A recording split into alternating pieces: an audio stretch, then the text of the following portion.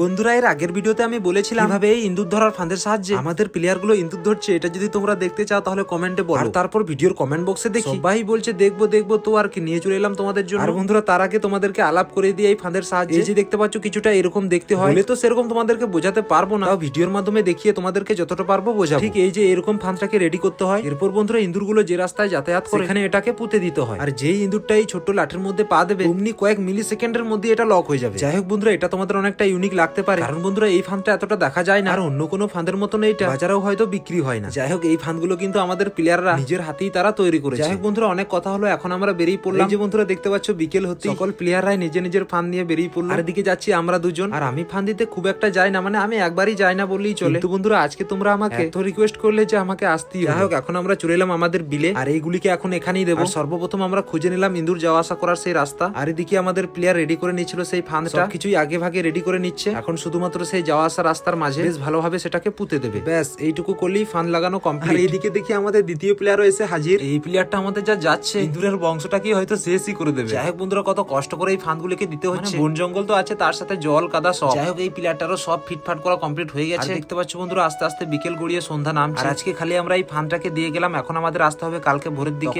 আমরা দেখতে পাবো কটা কি ফেসেছে।